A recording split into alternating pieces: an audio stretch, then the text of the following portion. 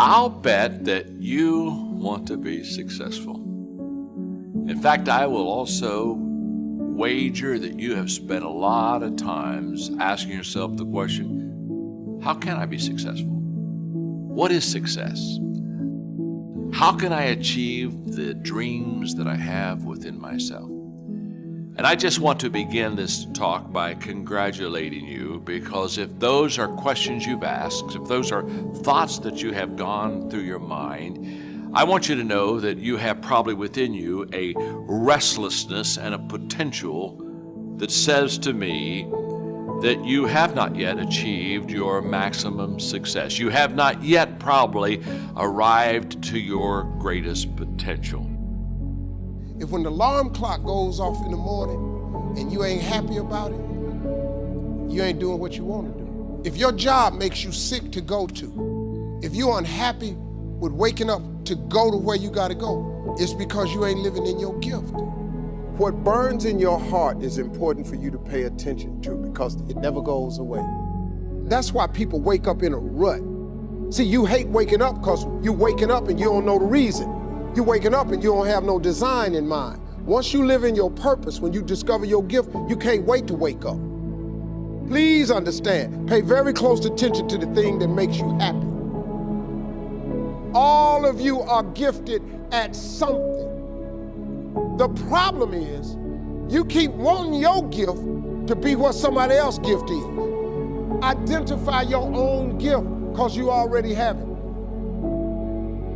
You have something that you brought to the universe, and that if you decide that my life deserves my developing this what I do well, and becoming the best at it, and mastering myself, and seeing what I have within me. You need to be present. You need to live in the present moment. Give your fullest attention, your best effort to each present moment. Giving your full attention and very best action in each moment will lead to each next best moment. It will lead to expansion and growth in your life, which will ultimately lead you to many things you love doing. And soon you will understand what your purpose really is. But don't rush it. Don't stress over it. No purpose is coming through stress. No purpose is rushing through because you're anxious. Do your thing and do it to the best of your ability in every moment, no matter what it is.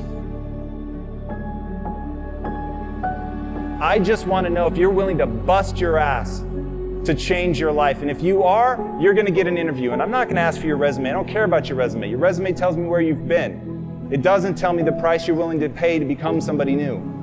Every belief that you have is a choice.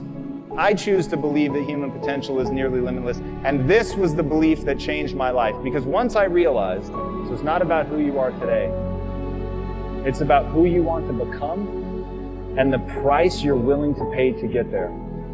And I promise you, the day that you're willing to pay any price, you'll achieve what you want to achieve. If you truly believe that human potential is limitless, what do you want to become? And what price are you willing to pay to get there?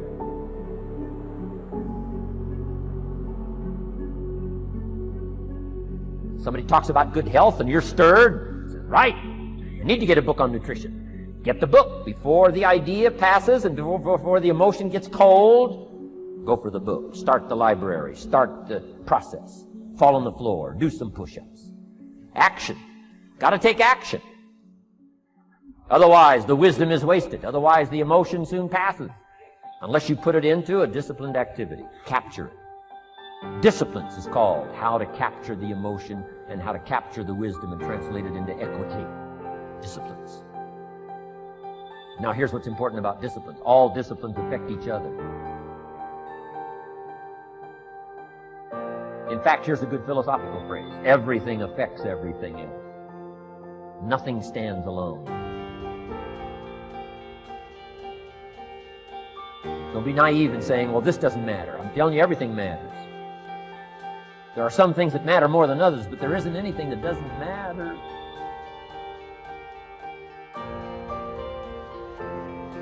We all pity the man who says, well, this is the only place I let down. Not true.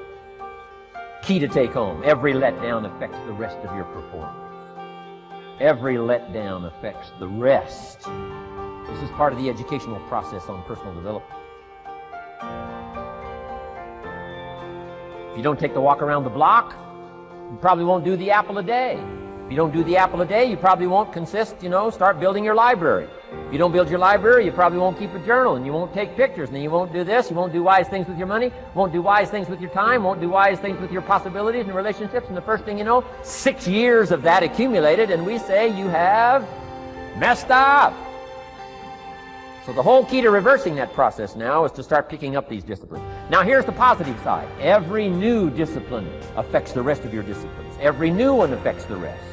That's why action is so important. The least action, the smallest action. Take it.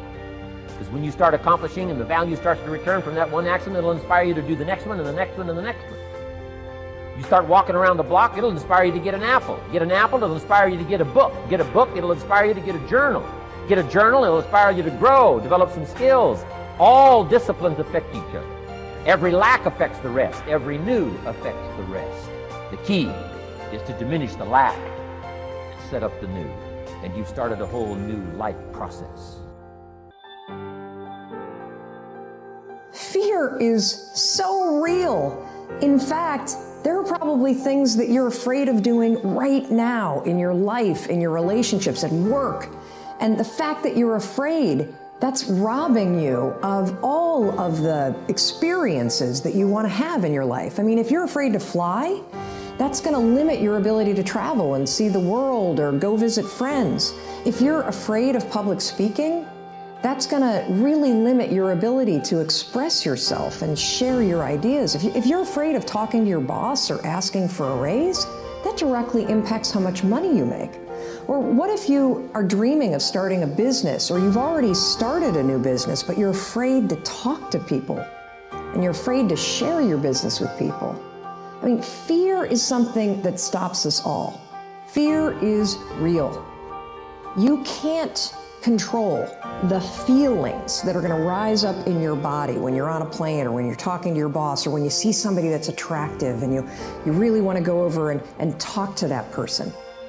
But you can always control what you think, and you can always make a decision about the actions you're going to take. Decide what you want and then act as if you already had it. Decide what you want and act as if it was already yours.